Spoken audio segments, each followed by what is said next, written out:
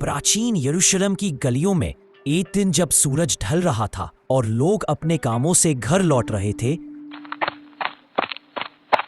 तब एक शांत और दिव्य चेहरा आहिस्ता आहिस्ता लोगों के बीच से गुजर रहा था।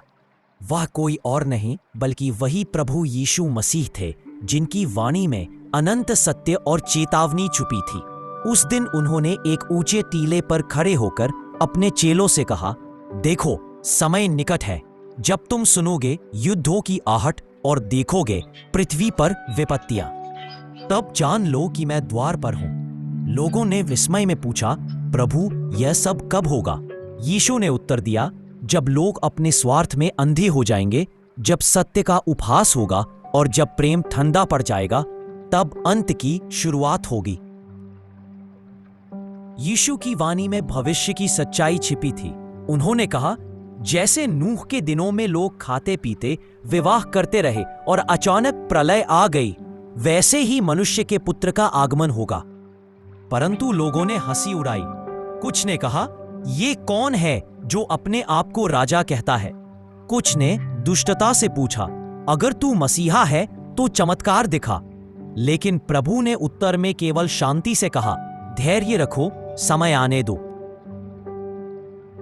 एक दिन प्रभु यीशु ने एक दृष्टांत सुनाया। एक किसान अपने खेत में बीज बोता है। कुछ बीज अच्छे भूमि में गिरते हैं और फल देते हैं, पर कुछ कांटों में गिरते हैं और मर जाते हैं। ऐसे ही है मेरे वचन, जिन्हें सुनकर आत्मा जाग जाती है, वही जीवन पाएंगे। यीशु की चेतावनी स्पष्ट थी, जागो, क्योंकि ना तो तुम दिन जानते हो ना घड़ी। जैसे चोर रात में आता है, वैसे ही मनुष्य का पुत्र आएगा।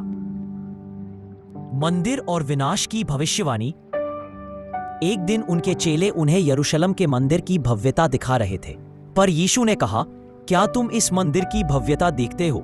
मैं तुमसे सत्य कहता हूं, एक भी पत्थर दूसरे पर ना रहेगा, सब ढा दिया जाएगा। यह वाणी उस समय कई लोगों को चौंका गई, लेकिन यही भविष्यवाणी कुछ दशकों बाद सच हुई। रोमियों ने यरूशलेम को नष्ट कर दिया। यीशु ने आगे बताया, झूठे मसीहा आएंगे और बहुतों को भरमाएंगे। राष्ट्र राष्ट्र के खिलाफ उठ खड़े होंगे। अकाल, भूकंप और रोग फैलेंगे। यह सब पीड़ा का प्रारंभ है। उन्होंने यह भी कहा, तुम मेरे नाम के कारण सताए जाओगे, लेकिन जो अंत तक धैर्य रखेगा वही उद्धार पाएगा। अपने घर को सजाओ। यीशु ने एक दृष्टांत में कहा, 10 कुंवारियां थीं, 5 बुद्धिमान और 5 मूर्ख। बुद्धिमानों के पास तेल था, लेकिन मूर्खों के पास नहीं। जब दूल्हा आया, केवल बुद्धिमान भीतर गई, बाकी पीछे रह गई। फिर उन्होंने चेतावनी दी, जागते रहो, क्योंकि तुम न दिन जानते हो न घड़ी। अपने क्रूस पर चढ़ने से ठीक पहले यीशु ने कहा, हे यरूशलेम, तू जो नबियों को मार डालती है, कितनी बार मैं तुझे एकत्र करना चाहता था, जैसे मुर्गी अपने चूजों को पंखों तले एकत्र करती है, लेकिन तूने ना चाहा। यह चेतावनी केवल यरूशलेम के लिए नहीं थी, बल्कि पूरे मानव जाति के लिए थी।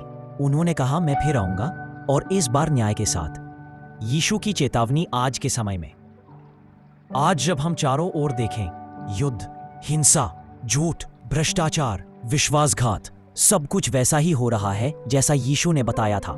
लोग अपने स्वार्थ में डूबे हैं, प्रेम कम होता जा रहा है और सत्य को झूठ में बदला जा रहा है।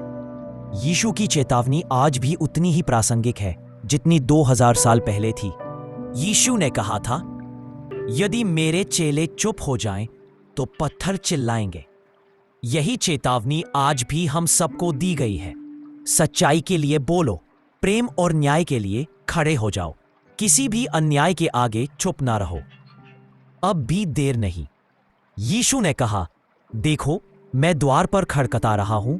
जो सुनकर द्वार खोलेगा, मैं उसके पास आऊंगा। यह परंतु दयालु भी, जो पश्चाताप करता है, उसे वह क्षमा करते हैं।